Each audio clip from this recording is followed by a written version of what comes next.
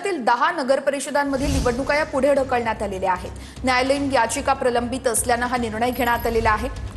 न्यायालयीन याचिका प्रलंबित असल्याने हा एक मोठा निर्णय घेण्यात आलेला आहे। 10 नगरपरिषदांमधील निवडणुका या पुढे ढकलण्यात आलेल्या आहेत। आपण ग्राफिक्सच्या माध्यमातून सविस्तर तपशील बघूयात। बारामती, फलटण, महाबळेश्वर यासोबतच कोपरगाव, देवळाली, प्रवरा, नेवासा आणि पाथर्डी तसेच मंगळवेढा, बाळापूर आणि घुग्गुस या नगर परिषदांच्या निवडणुका यापुढे ढकलण्यात आलेल्या आहेत।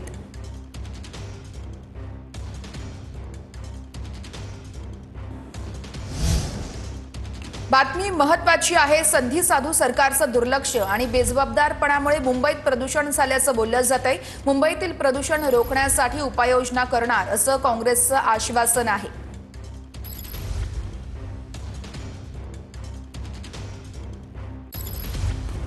सरकारचं दुर्लक्ष होतंय, त्यामुळे मुंबईमध्ये प्रदूषण झाल्याचा आरोप केला जातोय आणि ही मुंबईतली दृश्य आपण बघत आहोत। काँग्रेसकडून इथं आंदोलन केलं जातंय। मुंबईतील काँग्रेसचे नेते देखील या आंदोलनामध्ये सहभागी आहेत। मुंबईमध्ये प्रदूषण होतंय, सरकारचं दुर्लक्ष होतंय, त्याचमुळे मुंबईकरांना प्रदूषणाचा त्रास होतोय असा आरोप करत हे आंदोलन केलं जातंय। आणि काही मुंबईकरांसोबत देखील इथं आपण बघू शकतोय हे काँग्रेसचे सगळे कार्यकर्ते एकवटलेले आहेत आणि आंदोलन करतात। एक अनोख्या पद्धतीने इथं काँग्रेसचं आंदोलन सुरू आहे। ऑक्सिजन मास्क लावून वर्षा गायकवाड असतील शिवाय इतर काँग्रेसचे नेते देखील या आंदोलनात सहभागी झाले आहेत। तर मुंबईतील वायू प्रदूषण रोखण्यासाठी मनपाच्या हालचाली सुरू झालेल्या आहेत। महानगरपालिकेकडून आता मिस्ट कॅननद्वारे मुंबईमध्ये ठिकठिकाणी फवारणी केली जाते। मुंबईमध्ये मोठ्या प्रमाणात प्रदूषण वाढले, त्याचमुळे आता ही खबरदारी घेतली जाते।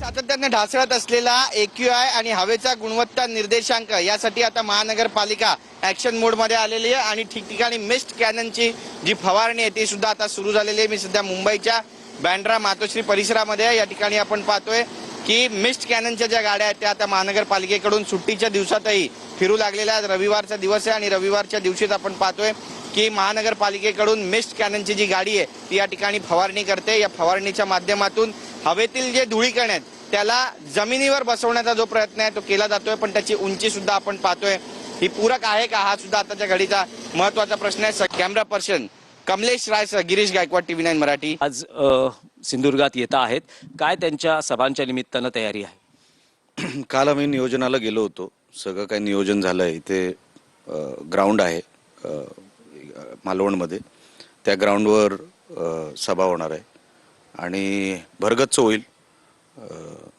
साहेबांच्या नावाला साजेशीर होईल आणि साहेब मला वाटतं रत्नागिरी आणि तो सगळा दौरा करून पहिली मालवणची सभा आहे आणि साहेबांचे महाराष्ट्रभर सभा आहेत। सगळीकडे त्यांची डिमांड आहे आणि सगळ्या कार्यकर्त्यांची इकडेही मागणी होती की साहेबांनी इकडे यावं, तर तसं साहेबांनी आज वेळ दिलाय आणि ती येत आहेत।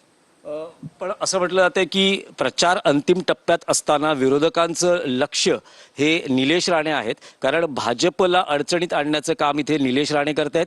जे स्टिंग ऑपरेशन झालं त्या प्रकरणी तुमच्यावर गुन्हाही नोंद झालेला आहे काल, काय पुढची भूमिका आहे? तुम्ही स्वतः पोलिसांकडे जाणार आहात, कारण तुम्हाला नोटीस तर आलेली आहे? नोटीस फक्त नाही, FIR झालेली आहे। तर आता हे पोलिसांवर आहे ना, त्यांनी मला अटक केली पाहिजे।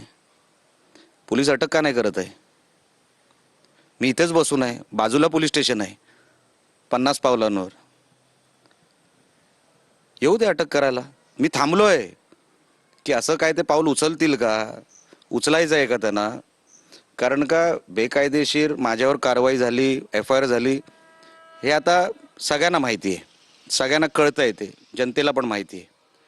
फक्त आता त्यामध्ये आपण